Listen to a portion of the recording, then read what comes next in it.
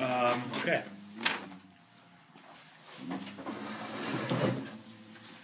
You could need to stretch a little bit. Here, just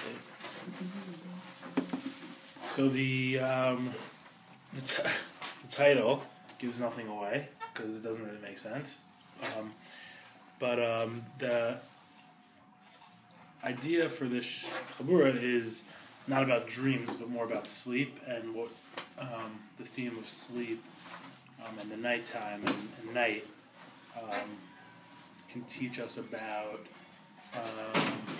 Purim, about our lives, and hopefully get more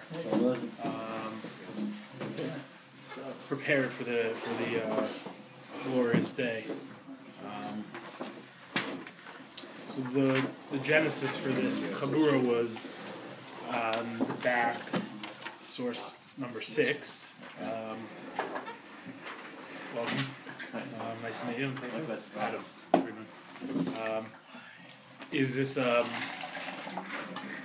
Arizal?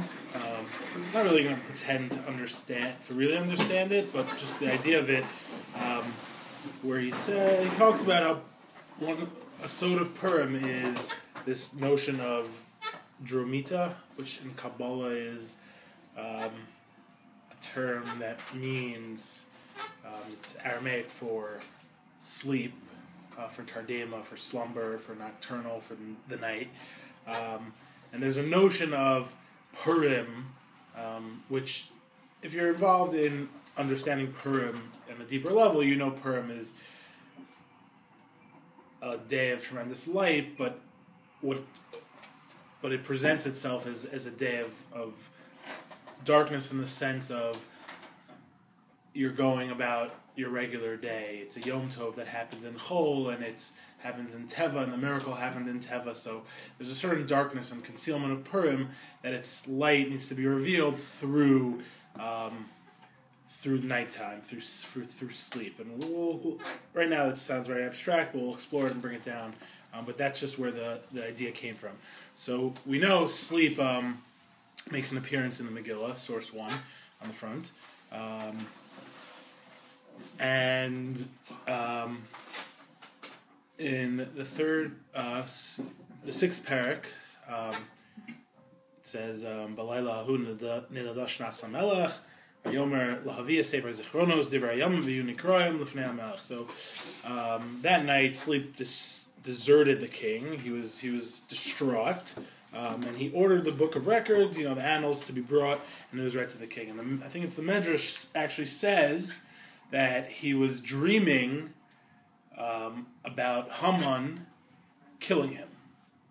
That Ahasuerus was dreaming about Haman killing him, and it perturbed, and it really disturbed him because, obviously when you're killed in general, even in a dream you're disturbed, but when your right hand man is killing you. But that's not necessarily the way we're going to go, but just the notion of the king's sleep was disturbed. I specifically started out of order because in the third parak, which is the first source, the first of part 1, it says, "Vayomer Haman lamelech Achashverosh, yeshnu am echad mefuzar mefurad bein ha'amim b'chol midos malchusecha v'daseim shonos mikol ha'am v'estasei hamelech einam osim lamelech ein shove lahanicham." Haman then said to King Ahasuerus, there's a certain people scattered and dispersed among the other peoples in all the provinces of your realm, whose laws are different from those of any people and who do not obey the king's laws, and it is not in your majesty's interest to tolerate them. So just the juxtaposition of, I put them together because the notion of him dreaming about Haman, killing him, is the exact opposite of what kind of is transpiring. Haman, is working for Ahasuerus, and at least Ahasuerus is viewing it that way, is Haman's, taking the driver's seat of, taking care of the kingdom's problems. He's the one who's going to deal with, anything that comes up. He points what's bad out to the king, and then he offers to deal with it. But this notion of sleep, all this happening around, the king's sleep is disturbed. And go to source 2. The Medrash says on that the Yomer HaMelech Achashverosh V'yomer Haman l'melech Achashverosh yeshnu am echad oso shenemar bo Hashem echad yashen lo me'amo. Amar lo HaKadosh Baruch Hu. So the Medrash picks up on, a theme in the Megillah, which, the Melech is referred to the king, God, the king of all kings. And even some say that even Melech Achashverosh refers to God is just the fact that it's Melech. But it's interesting that the Medrash picks up on this pasuk that says V'yomer Haman l'melech Achashverosh and not Stam Melech, pointing out that the king's sleep that was disturbed 3 prakim later is also rooted in this notion of Haman coming to try to destroy the king. And why do you think that he could destroy the Jewish people? Why do you think he could destroy the Jewish people? Vayomer Haman l'melech Achashverosh. He said, Hashem echad yashen lo me'amo. So the God of these people, he's asleep, he's slumbering. So this is our time to strike. So Amar la Kadosh Baruch Hu, Hashem says to him, Ani ein lefanai shena. Before me there is no sleep. There's no notion of sleep. Hadahu d'chsiv hine lo yanam v'lo yishan shomer Yisrael. He's even, he doesn't sleep.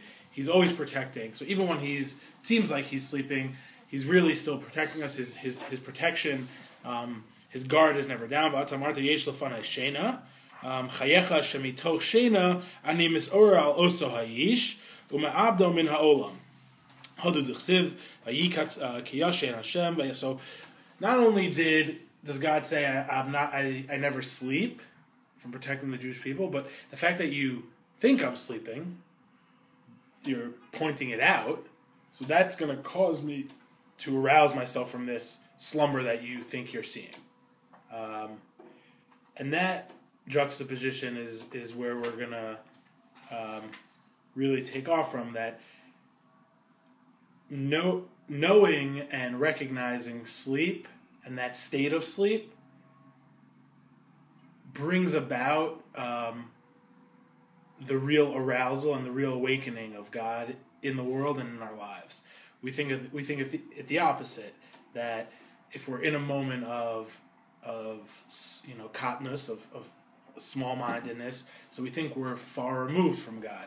But specifically at that moment is when God is preparing us for Him to be revealed to us in a grander, greater, more sublime way. And now source 3. So the Sod Yesharim picks up on this, and he brings Isa b'Gemara Yeshnu min hamitzvos u'v'medrash amar aleim yashanhu.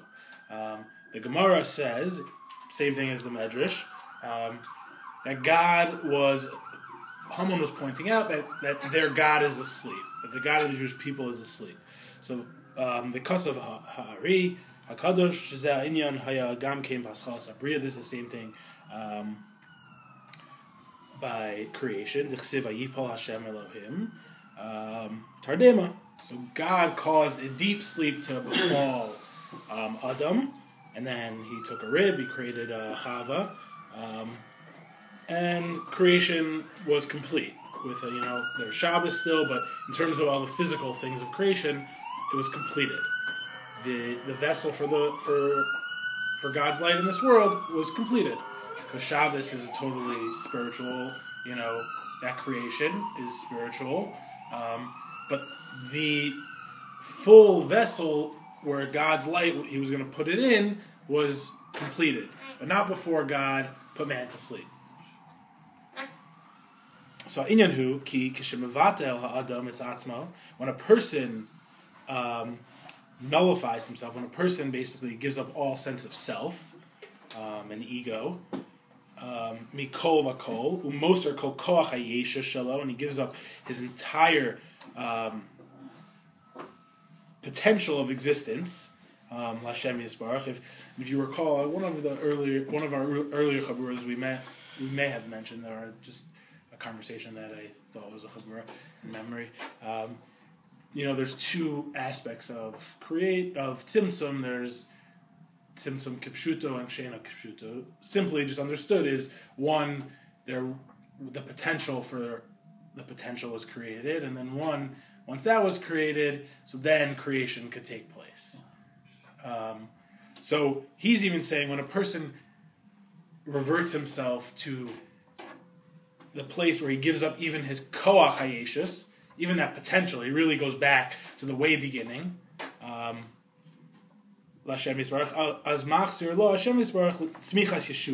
So then God returns to him and implants within him the potential for growth of redemption, the yeser she'es in a greater way. And this is the way of all budding redemptions. Something is given in order for the redemption to be given in a great, glorious way. Go to Mitzrayim, like Golus Mitzrayim happened, or took place so that the redemption can happen and the sea could split and those wondrous things could happen, in that great way. But in retrospect, to look back on it at the time, it's hard to see it that way. But looking back on it, you could say that was all a preparation for all the miracles that were going to happen. Ultimately, and then the midbar is for the hearts. It goes on throughout life, but something is given or taken away in order for something greater to be given. In this case, we're giving up our ego, in order for God to return ourself to us in a greater recognition of self. Wow. So tzarich lios mekudam. So before that, so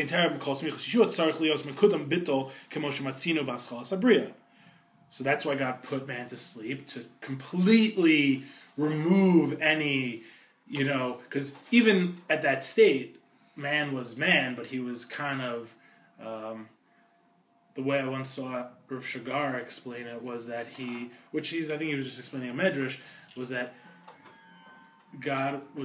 man at the time, Adam was just kind of like a mouthpiece of God. Anything he was doing was just like divine flow, completely. So sleep is a sense, he's even removing that level. He's completely being mavatel to the state of there's no notion of anything being confined or bound.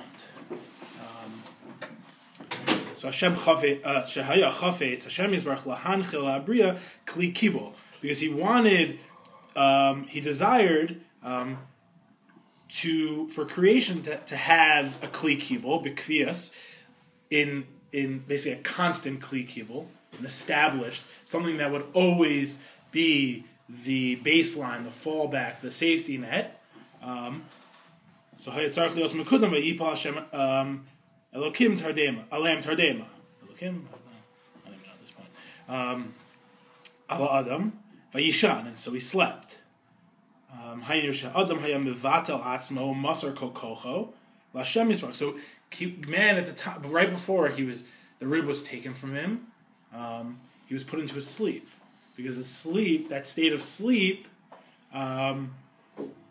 is a completely Mivatel state. As in the floating ship Chabura, we saw that Rambam, where basically the way he describes it is, your intellect is turned off, and there's just kind of like free reign of like everything that you've ever experienced in your life is now in your mind, free to put itself in whatever shape and form it wants to go into. So in a way, sleep at the beginning of creation, God basically like slipped that in there as like a footnote addendum, to creation, in order for that to be the like baseline when hit the fan, like you go back to that moment and that reality. So it appeared as if man was sleeping. So he put it. It appeared as if he was as if the lights went out. So then he took the rib and created the final hammer on creation, on physical creation. So v'hiseg esanukva sha'iyeh, and he he reached the level, he reached the nukva, shahaya eitzlo kli kibul, which for him was a kli kibul. So man became a kli kibul, like Adam HaRishon became a kli kibul for creation, and then Chava became a kli kibul for Adam. You know, I mean, if you think about it, a woman she's a receiver and a man is a giver. So you don't have to go far from the human body to understand that. Yeah. Think about how the species procreate.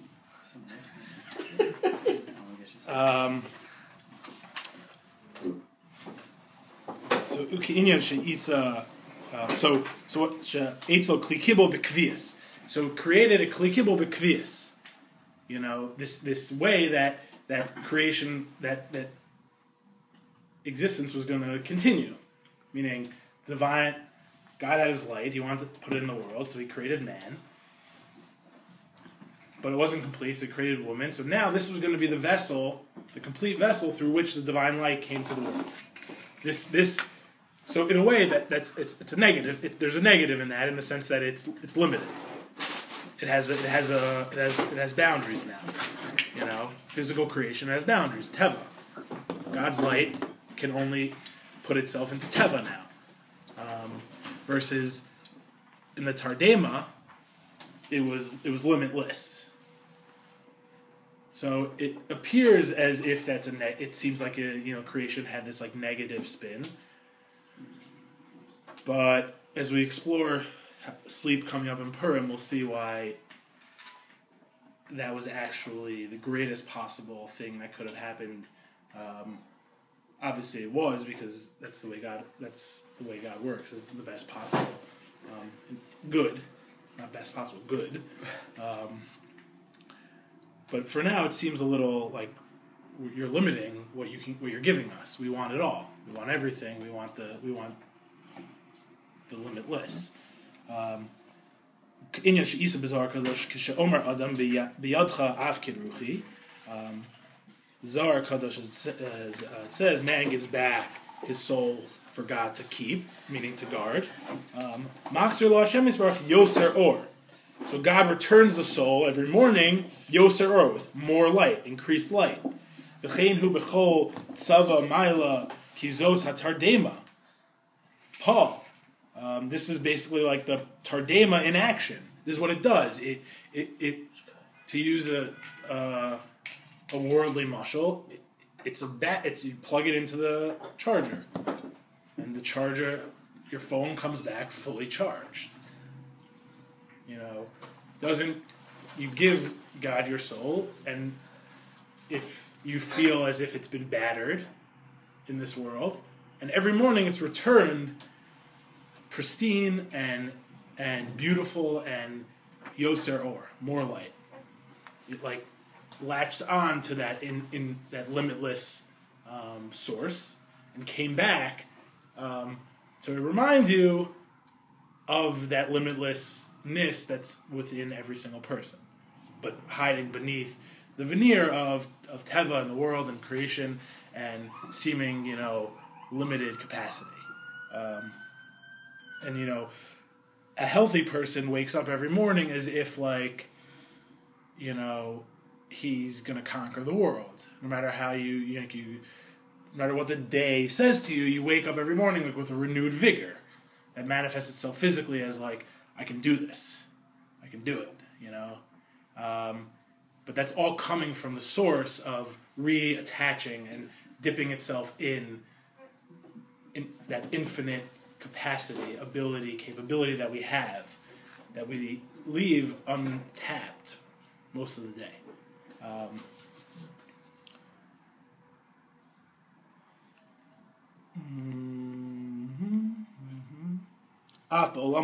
So this v'chein hu b'chol tzava ma'ila kizos hatardema Paul af ba'olamas halyonim shehem hisiga al yada sheyeh eitzlam b'chinas mashpio makabel, because in sleep functions in the olamas halyonim. So sleep is actually a very holy, important part of your day, because it's a real link between this world and the Olam Elyonim, because you're sleeping, you're alive, you're breathing, but your soul and you are ascending to the Olam Elyonim, to that infinite world of like potential, and going and like just trying to like not even trying to do anything there, just like soak it up, just like be a rag and like soak up infinite potential and come back to the world and remind us that it's possible. Whatever it is, it's possible, and we can do it. And and even though we're going to wake up, continuing with our job and whatever we're doing, something changed, something happened, something. So this notion of sleep that occurs in creation, which we saw, created. What was really created was this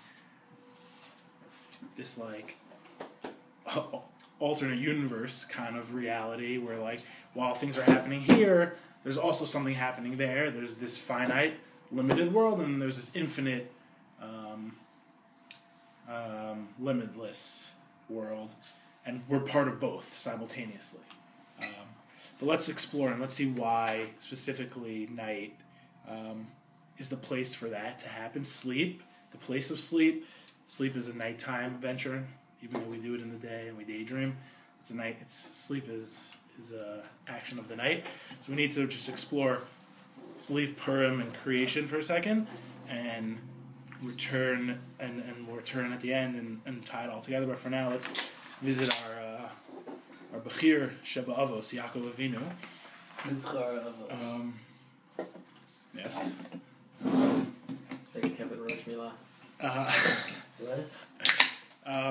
So I was just thinking about it, like Yaakov, I think is actually, I didn't think about this when I was like preparing it, but after I prepared it, Yaakov is like the perfect example and the perfect way to tie it all together, because he's the father that is the father of all the fathers. He's the father of the Shittei Ka, which is where we come from. So Yaakov, if it happens by Yaakov, who's Yaakov and Yisrael, that means what he did was a tikkun.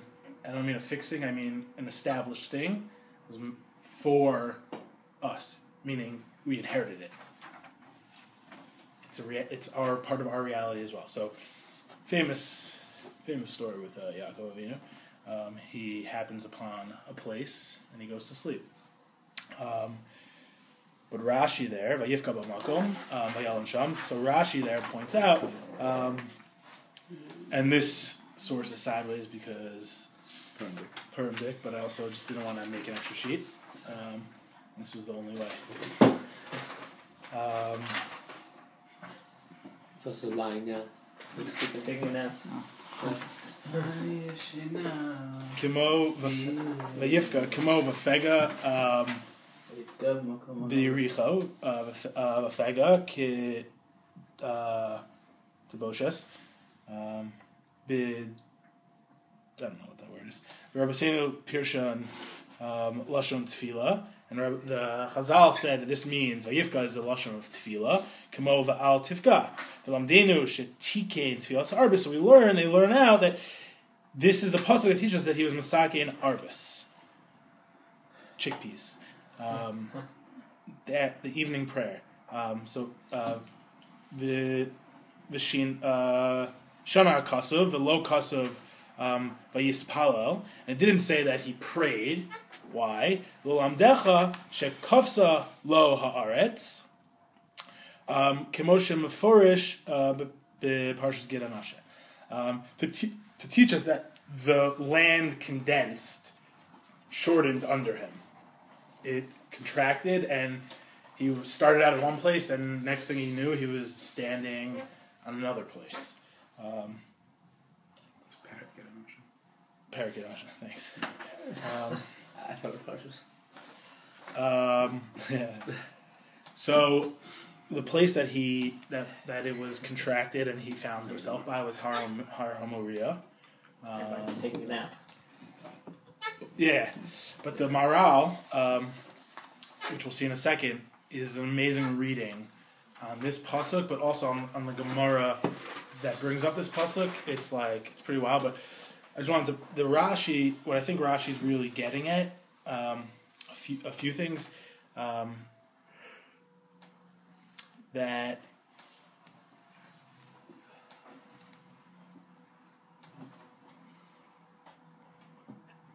Yaakov encounters a place of familiarity, of intimacy with his entire life.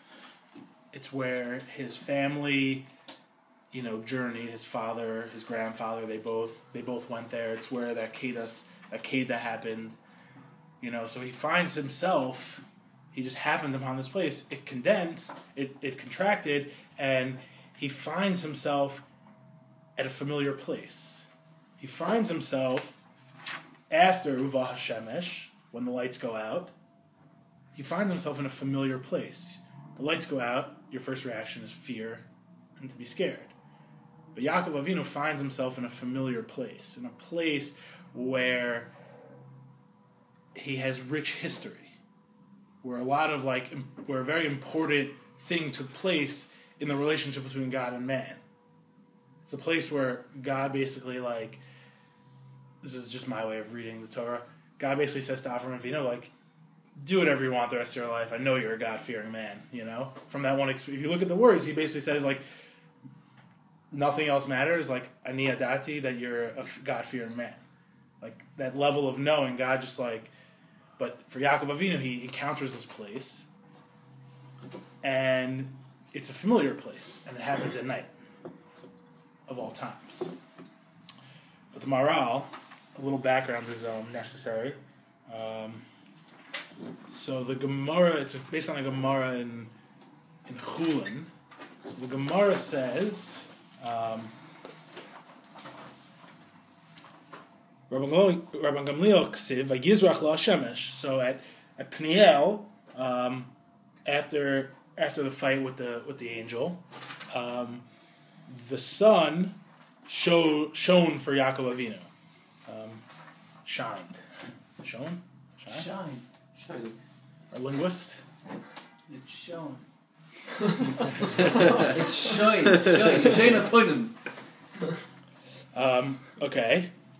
V'chi shemesh lo levad zarcha. So the sun only shines for him?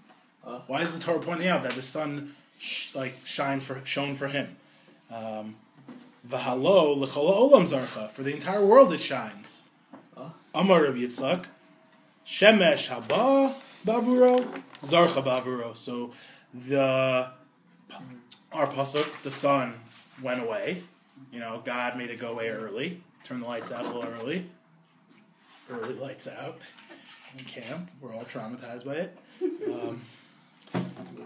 What camp do you do? More shot, man. Nothing you fear more than early lights out. It's the worst punishment. You're early lights out.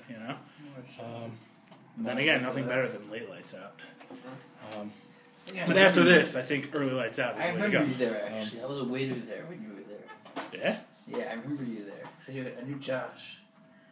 Thanks. Yeah. Thanks for saying hi. I was homesick my first 2 years. Where were you then? Sorry. No way. No way. Right there. Whoa. Go on, please. Go on.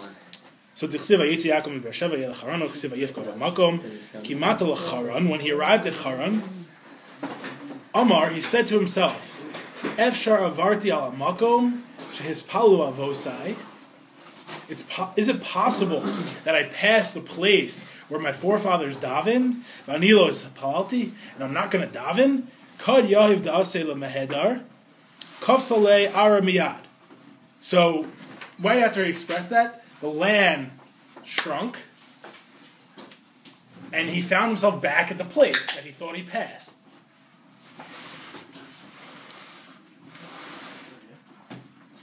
So, Kad Vayifka B'Makom, that's what it means, Vayifka B'Makom, Kad Sali B'Yel Mehedar, Amar Kadosh Baruch Hu Tzadik Zeh Ba Lebeis Meloni Vayiftar Below Lina Miyad B'Hashemesh. So the way the Gemara reads is that after he prayed, he was going to continue his journey. So God put the lights out, so he would have to lodge there for the night. So the Maharal I put the Guraria here, but it's worth it to see the Chidush Agados. So he says, "Tzali ba'ila mehedar ein pershu shekvar hispalel Yaakov." The explanation is not that Yaakov already davened, and he was going to go, and he wanted to just continue his travels. Dehaba laila hispalel Yaakov demahai kra yalfinan the tiken Yaakov tfilas arvis, because it says that he davened there at night, and he wanted to daven. So and he was masakin arvis, arvit, marv. So arvis. And in a slappish way. Ela kain pirusho shekach. Rather, this is the explanation. Shekach chashav Yaakov kad salihu rotze lachzor v'adayin lo hispalel lefichach shaka shelo ba'avonasav v'nimsam hispalel laila. He wanted to daven in the daytime, with clarity, when God was revealed. That's what daytime means. Okay. Because that's what the world knew about prayer up until that point, was you pray kind of when, prayer is a daytime endeavor, when God's revealed, So what did Hashem do? He put out the lights in order for Yaakov to discover a new mode of prayer, a new way to daven, a new type of tefillah. And if you go back to that Rashi for a second, and a tefillah where the ground's moving under you, you're just unsure of where you are, you went to sleep in one place, you woke up in another place, or you went to sleep, you woke up with this renewed passion, and yet you look around and you find yourself, you're in the same room, the same books, and the same pictures, and the same calendar of stuff to do, and that passion, desire is removed instantly. But that moment we woke up, we were convinced, it might be a split second and we can't even process it, we were convinced that we're in a whole new reality. Something happened. So all because Yaakov Avinu discovered this new form of prayer when he was experiencing those type of things, those type of feelings, the night. He was experiencing the night. So now I go to the Israel says the same thing.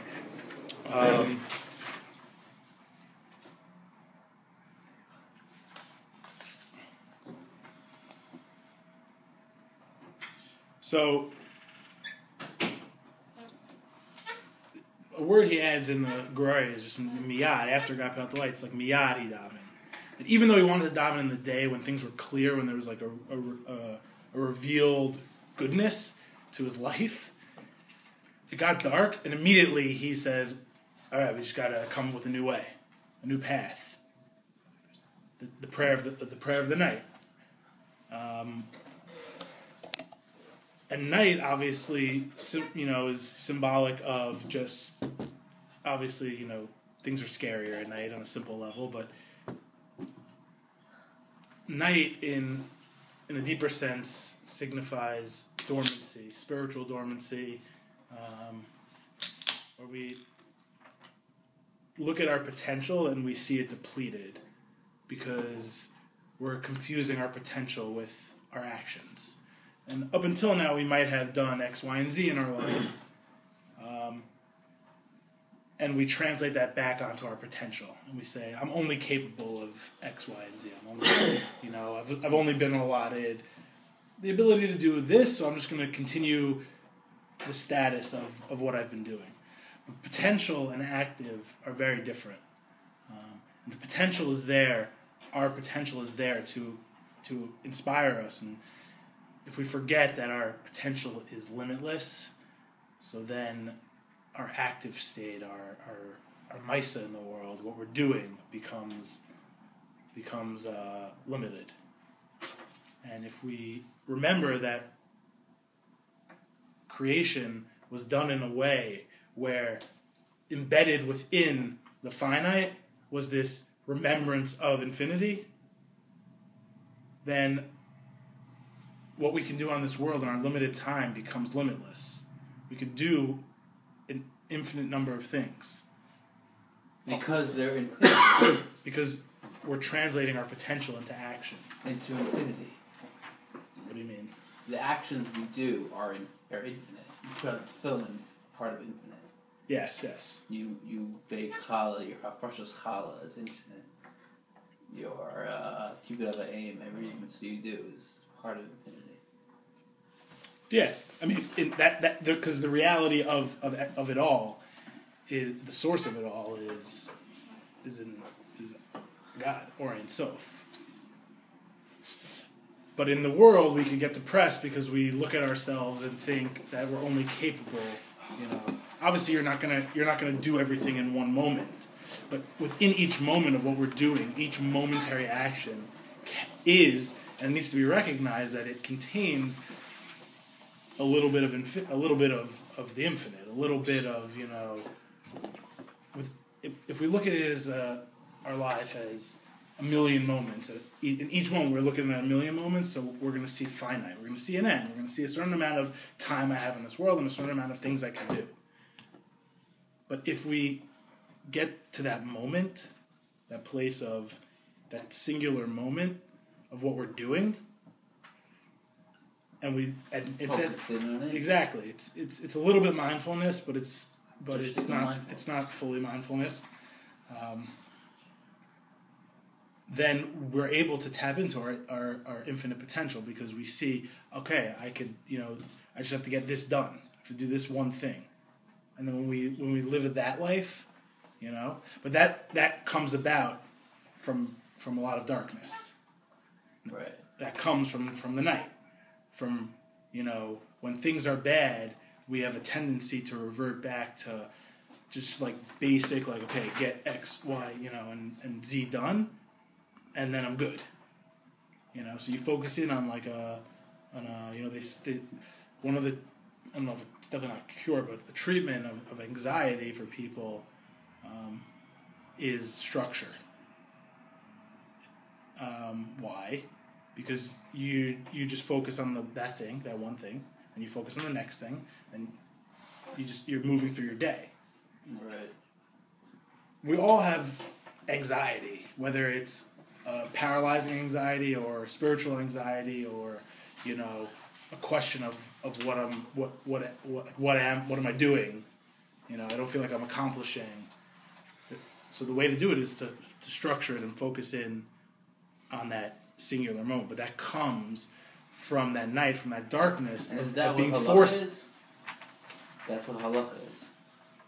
Yeah, I mean you could understand it that way.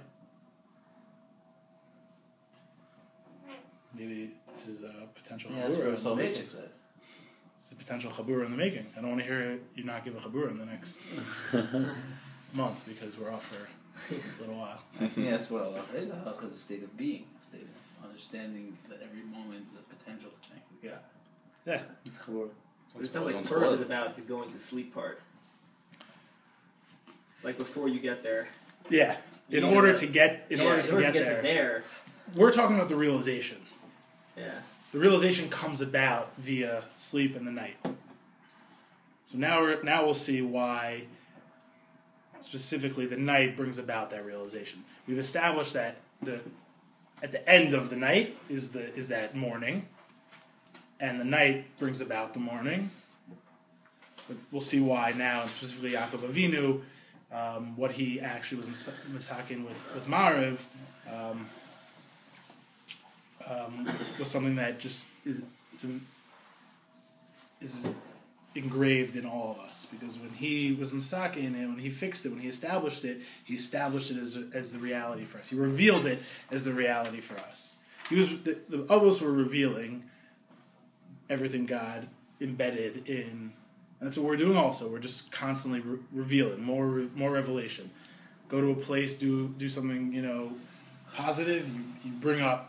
You plant a tree, So let's see. That back to that already. Source 6. Skip a lot of the Kabbalistic jargon. Soda Purim hine noda ki kol zmane hagolus omedis hanukva rachel im b'zer ampin acher b'acher anum az haya b'sof osan ha'ayin shonim shagolus bavel kenodav az haya masril amailas lasos tikkun kidei lachziram panim panim. Okay, so Soda Purim is in a way to get back to panim panim. We're in Golus is a state of, you're not face to face with God, you're Hester Panim. So Purim is about returning to Panim L'Panim. So Kedela Hachzir Panim Az Hu Tzarech Hafalas Dromita B'Zer Ampin. So therefore it's necessary for Zer Ampin to fall into a sleep, a slumber, a dormancy. Shehu Estalak Hamochin Min HaZer Ampin, because it removes the moach from the Zer Ampin. V'nichnasin toch Rachel v'nichsa partzufa v'ayidei yechol lachzor achar kach panim b'panim. So the depth of what he's saying we're not going to get to because I don't know. But I was discussing it with local Kabbalists, and just for a very simple understanding for us, there's a lot of themes that you see, Bavel, Galus Bavel, the Achashverosh's counting of Bavel, and thought we overstayed our welcome in exile, so we're going to stay there forever. The notion of Rachel is obviously the feminine. The hero of Purim was a heroine, and maybe heroine because that's where heroin grows, that area. Nothing about. That's another Chabura to give on heroin. But sleep brings about a state of panim l'panim, a return to face. It enters into dormancy, into the nocturnal, in order for the mind to be removed. That governing body that says X and Y can't face each other. So me'achaverim inyan Purim behod anaf gevura sod yayin haromas begevura ched hanes bedam shahargu besonem v'gam hasimcha hu beyayin v'hine az b'yemei Mordechai haya sov zman hadormita shel zer ampim v'sod shamar haman yeshnu am echad mefuzar mefurad. And that's the secret of Haman saying yeshnu am echad mefuzar, and the Medrash saying, what does it mean? Amar Chazal, Yeshnu Amar Haman Elohehem Yashanhu. Perish Yashanhu HaMelech Shalahem. Their God is sleeping. V'zeo HaDormita V'kevan Shehu Yashan V'rotze Lachzor Panim B'Panim Lachzor V'livnos Beis HaMikdash Pam Beis.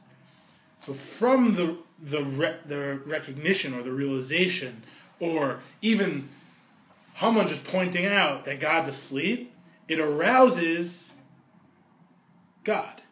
So by pointing out that we're in a state of sleep, that our true self is not revealed, that immediately brings about an arousal to reveal the self, to reveal who you are. And Purim is a time of masks, is a time of covering yourself, specifically because on that day, it's going to arouse within you the need and the want to bring out your true self. And now, source 7, Birashi v'yivka v'tikein. What are we? How are we doing on time? Just good. Last time I went a little over. I don't want to. You have 45 minutes. All right. Birashi v'yivka v'tikein tfilas arvis v'loksiv v'yispal l'mdecha shekavsel ha'aretz v'eino muvan bi. Ki leperish hazeh shetiken tfilas arvis ma'anyan kvisas haaretz lekan. Ach bevadai kvi ratzon ha'adam yochel la'orer kedushat Hashem. This from Sfas Emes. Ach bevadai kvi ratzon ha'adam yochel la'orer kedushat Hashem yisbarach chamakom. V'zeh shekasav Rashi nekar har hamoria uva lekan. Perush kevan shayel Yaakov Avinu ratzon gadol lavo lahar amira. As the Gemara said, Yaakov Avinu had a tremendous ratzon. He really, really, really, really wanted to go back to Har Maria to pray because he realized, how is it possible that I missed this intimate place, this place where I know God, the place where I'm supposed to know God, supposed to be the most familiar place. I passed right by it. And he aroused within him a real ratzon to go back. So ki makom hazeh haya meruchak ma'od, even though the place was really far from him, kafetz Har Maria lakan. Har Maria jumped back to him. V'zeo atzmo perish tvias arvis, and that's why it's called tvias arvis. Ki bevade ve'is choshech ein makom lehizgalos or. In dark is not a place lehizgalos or, to reveal light. It's not a place of light, of revealed light. Rak al yedei ratzon ha'adam. At night, in katnus, in galus, the or, divine presence, goodness, will not reveal itself on its own. It's being pushed down, hidden from the world. Rak al yedei ratzon ha'adam, only through the ratzon ha'adam, through man's desire, shelo behadarga al zeh, that's not on that level, mitorer ha'ara shelo haya al pi derech hateva. He's able to arouse something that's not al pi derech hateva, that's not bound by the natural order of things. We usually think, what can we do in this world? We're bound by the natural order. Sazem is saying, what Yaakov did by founding a new type of prayer, a new type of conversation, prayer is a sicha, a new type of reality was, man has the ability to act outside of nature, of what's been determined in this world. Why? Because going back to the Sod Yesharim, this world is a place of confined light. True, it's the infinite light of God, but it's confined to a vessel. So, in a way, God's trapped here. And he can't free himself. The who is trapped cannot free himself. Shakespeare. In Chomesh Matiras Atzma. Prophets. That wasn't Shakespeare, so I don't know if it's prophets. So it's Yaakov Avinu came along. Up until then, this was only in potentia. And Yaakov Avinu established this new way. God can't free himself in this world, so man is the one who's going to free him. And when man frees God, when a man reveals God and godliness in the world, so man, what he's doing is he's acting outside of Derech HaTeva. He's breaking it down of this world. He's allowing that light to spread. Because once it's freed, it's going to go all over the place. Only through encountering the night, only through being put in a situation where he had to arouse from himself this deep ratzon of wanting to go back somewhere. All that took place at night. Hakol tolui b'ratzon adam. Everything's determined on the ratzon of man. Ksiv shalom l'karver l'chok perish ein davar ra yotzei Hashem yisbarach im kein harichaku gam kein latova. So if God does it, nothing bad comes from God. So therefore, the distance is really a tova.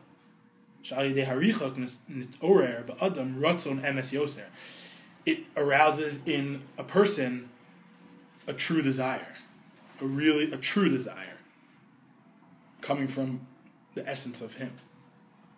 But not like a side, secondary, tertiary desire that this thing, something we like or something we want, but the desire of the person, the desire that's enlivening him and keeping him alive in the world.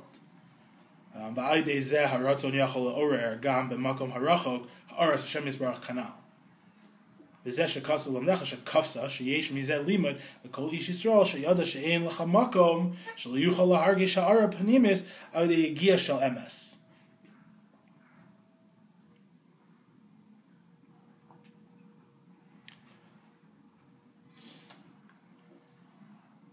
So the next Sfas Emes continues the idea. Read it quickly. B'Zohar Kadosh Misharot Zaliyar Lebor Amok Tzarech. The Zohar says anyone who wants to go into a deep pit, Tzarech Mekudam Lekasher Atzmo. He needs Bechavel Chazak. Shelo Yishtakei Hashem. He has to attach. He wants to go deep down. He has to attach himself to a strong rope that's attached to something above, so he doesn't fall down and become, I guess, immersed in the abyss of whatever he's falling into.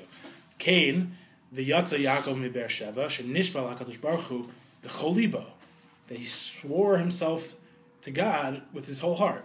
Kenoda sheshvuahu klal chiyas adam, shehu hazayin mido sheyesh ba'adam, v'az halach l'charon, v'zeh shekasub b'medrash, az telech levetach, ki kishem moser adam, Kol azayim mido shelo v'naseh bo rak ratzon echad tamil Hashem yisrach nikra az v'hu lemala me'ateva. So when a person gives himself completely over to God, meaning he invests all his kochos, all his potential ability, all his what he sees as his actual ability in this world, he gives it all over. So he's being mevatel himself and going against Derech HaTeva. He's breaking Derech HaTeva because he's loosening what the world says are the bounds of man, the boundaries of man and his ability. So when he does that, Nikra so v'hula malamet v'az yachol leilach l'chamakom sherotza b'li pachad, and then he's able to go to any place, traverse any landscape with no fear. So he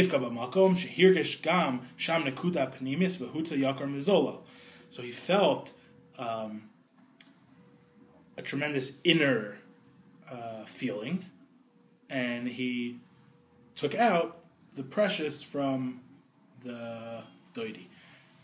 V'zeu she'amru Chazal tikin tfilas arvis she'layla nikra erev she'az yesh taroves tov v'ra. It's a mixture of good and bad. V'hu matzah b'tochis hataroves hanakuda hatova, and he's able to go into that place of taroves and take out the good. This Sfas Emes really brings us into Purim, and taking what the night we've been discussing and the notion of what happened in sleep into Purim, because Purim is a time, as we mentioned in the beginning, is an irbuvia. What?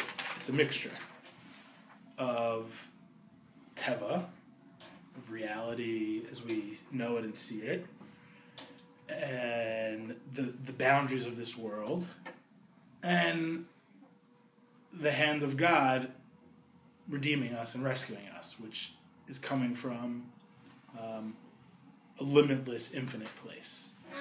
You know, we pay taxes to Achashverosh at the end of the miracle. Nothing seemed to significantly change. You know, it kind of just happened to be It was like, seemed pretty just historical. Nothing, no splitting of the sea, no teva being broken.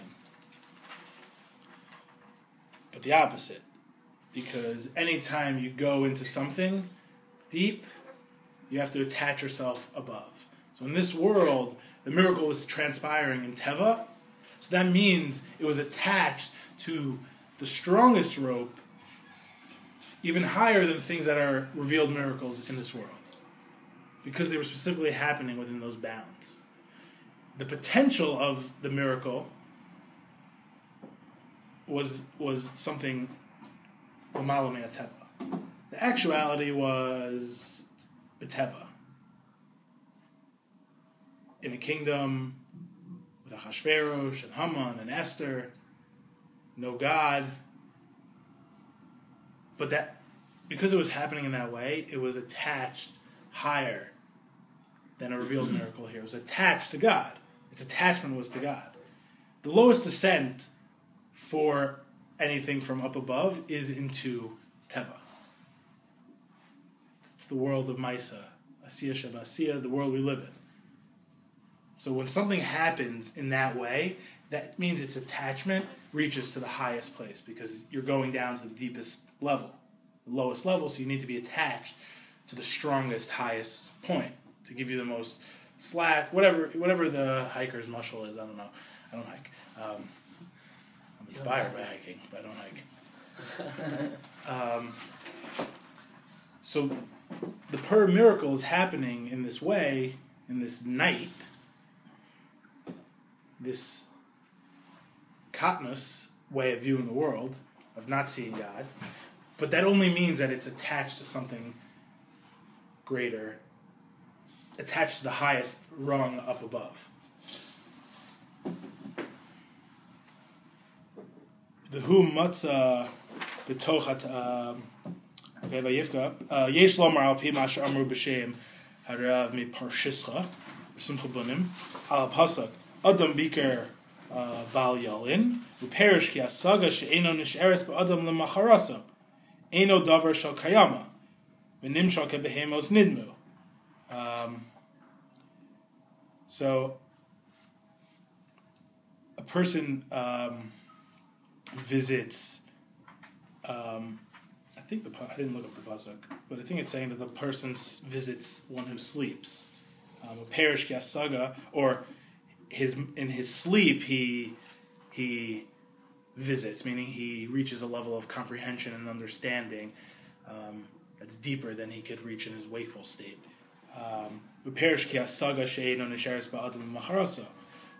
Something that's not going to remain with a person the next morning. Eino davar shal kayama. We're like animals, where you have like a thought and then you're on to the next thing like 2 seconds later. Like Dory from Finding Nemo. It's my plug for Finding Dory. Everyone should see it.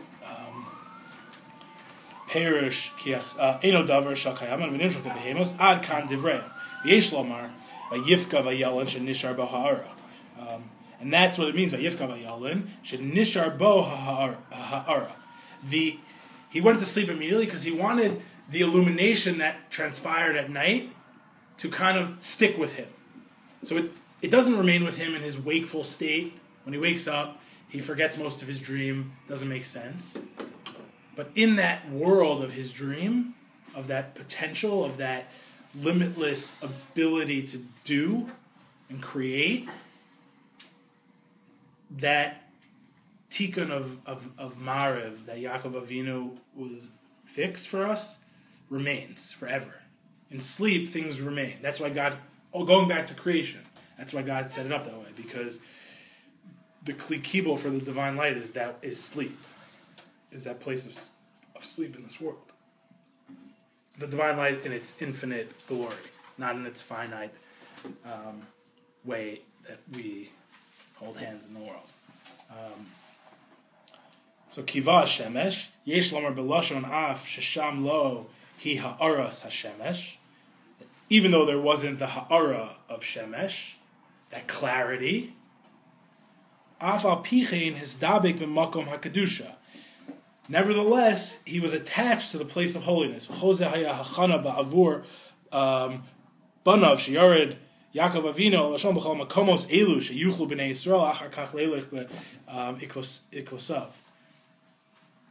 And Yaakov was doing this for his children, who were going to continue descending into the night, into the unclear, into the irbuvia of the world, until Mashiach.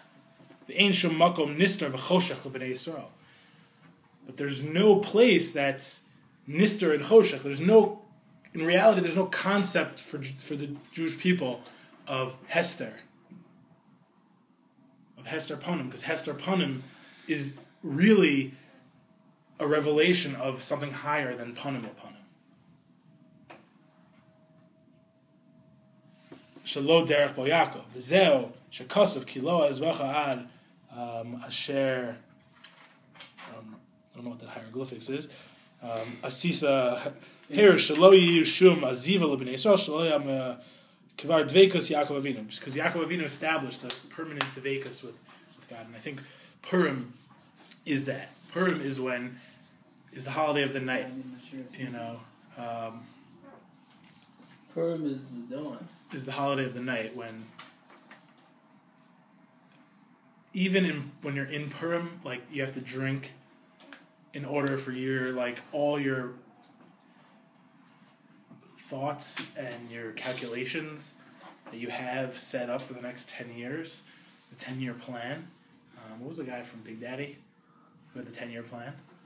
Don't know. Yeah. Sid. Wasn't it? Sid. Damn. I gotta change my name.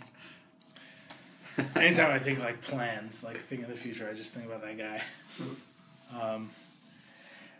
So Purim is when you're in the middle of the week, especially when it comes out in the middle of the week. It's like people work, like they don't give you you don't get off for Purim, you know. They don't like say, oh, Purim, maybe alternate sides suspended, maybe.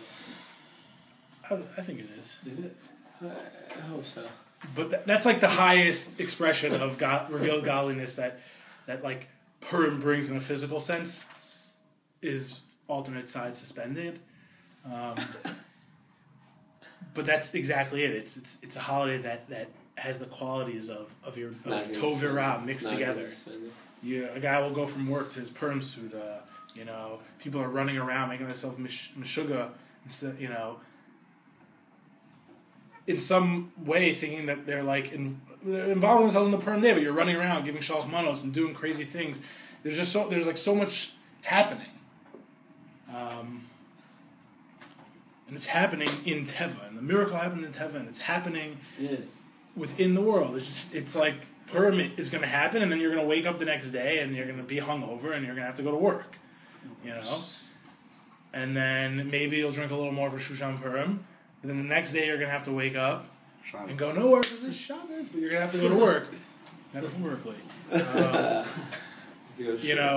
And I think that it's happening in that way. In order for us to remember that Yaakov Avinu was established and fixed the prayer of the night, to remind us that Purim is the time where we're re-accessing that day, that infinite, we're re-accessing. Prayer was a daytime thing, and then Yaakov came along and made it a night thing also. He brought the day into the night and the night into the day. Because on Purim, our pure Ratzon is revealed because we're drinking to a point of Adil Yada, where we don't know this world anymore. We don't know it. So therefore we're able to go and into a scenario of Tov V'Ra and extract all the good out of it.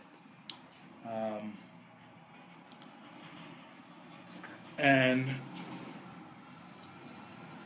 the Rebbe Rayatz had on that at the beginning. We quoted a pasuk, "B'yadcha avkid ruchi," the man gives his soul to God, and the way it's a 2-chapter mimer, which is like pretty kedai to read it. Second part's about Kriya Shema Lamita, so like it lost me, but the first part, I contracted it and condensed it. So the Midrash quotes Alexandria, says, when one entrusts his fellow with an object, even if he gives it to him, when it is brand new, it will be returned to him in a tarnished condition. I.e., he entrusts him with something new and is returned something old and tarnished. When, however, God is entrusted with the spirit of man, he is entrusted an object which is tarnished and weak, and he returns it fresh and healthy, as if it were brand new. Verily, we observe this to be so in the case of an individual who puts in an extremely hard day's work. He goes to sleep fatigued, exhausted, and hurting all over, and entrusts God with his weakened and weary soul. Comes the morning, and God returns his soul to him, refreshed and reinvigorated, as if he were newborn.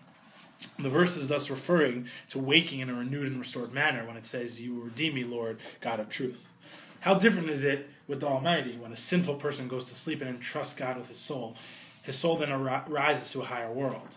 Then all manner of angry and evil angels created by his sins are in a state of extreme agitation and want to take revenge on the sinner. God, however, takes great mercy and pity on the sinner and protects him from the angels of retribution. This is the meaning of, "You will redeem me, Lord, God of truth." God, with his attribute for mercy, for God's ineffable name Havaya, is the divine name of mercy, redeems the person. God does this because he is a God of truth. God knows the truth and every matter and realizes that not always is the sinner alone to be blamed for his sin, as our sages say. Much evil behavior is a result of evil friends. God therefore waits for the sinner to realize the truth and repent. That's Purim. You sit around with people you might sin with, people you might not sin with. You all get drunk, and you all get to a place where no one is who they are at the beginning of the day. You're not afraid to talk about things. You're not afraid to be with the person, someone who you would never be in a room with. At the end of the day, if you're not hugging, you're at least sitting next to each other. Because ultimately on a day of Purim, when everything's happening, and we're being beaten, because it's the week and we're still weary, that level of ourselves that's pristine and never blemished. I don't just mean the spiritual self, that's obvious, but I mean even in this world that, they say that, statistics say, so you can't argue with them, that in certain scenarios you could, as a predictor for depression, you should look how idealistic and optimistic a person was.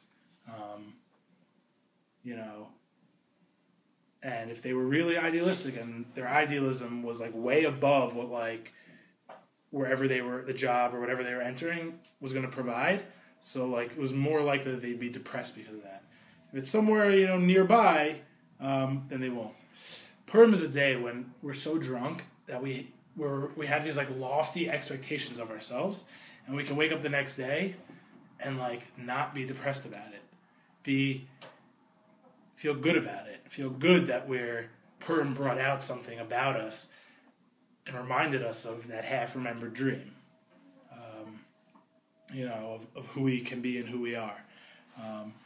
Because we're specifically attaching to that thought at the night. At the darkest point, and we get through that night and we get through that darkness. Purim is just, it's you're going through darkness, you're seeing the worst. As that article in the New Yorker said, you go to the darkest basement and you shine a little bit of light there, and then everything in the world becomes tolerable. Everything in the world becomes manageable. Everything in the world you become capable of doing. And as I was preparing, I actually saw, I forgot where I saw this, but in the Megillah, it says at the end, in the 9th parak, and these days shall be remembered and celebrated throughout every generation and every family, every province, every city. And these days of Purim shall not be revoked from amidst the Jews, and their memory shall not cease from their seed. Purim is a day where we experience the memory of limitless potential, where the memory becomes a reality. We carry that with ourselves our whole lives. It's a memory. It's with us, but we don't access it. It's deep, and the world is pushing it down. If this person's reminded about this, it's going to screw everything up for... This is the world talking. The world's it's going to screw everything up for me. If this guy's reminded of what he's capable of his true spiritual potential, of his true worth, it's bad. And it forces it down. But Purim is a day when it comes to light. The memory becomes the experience, the reality. And this Purim, we should really try to move back to a place of zeroing in on that moment that we were talking about earlier, and there is what we have to do, run around, give shalach manos, but to really find time where we're just in the moment of Purim. Purim, everyone has these grand plans. You hear everyone, every year my plans go down, because every year you always want to plan, more and more plans. Every year you're let down because you have so many plans on Purim.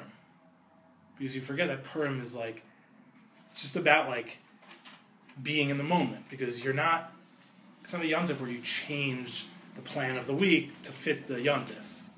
So yontif is in the middle of the week. It's a moed. Purim it's that same week happening. You just have to you have to be within the moment of the week. When you're in the moment of the week, Purim is the memory of creation relived, and that potential, that infinity relived. So this Purim, we should really get drunk. Amen. Man. Amen.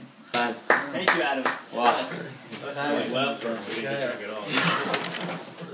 I know. I like went home like sober by the end of Purim. Actually, I don't know if you were serious, but I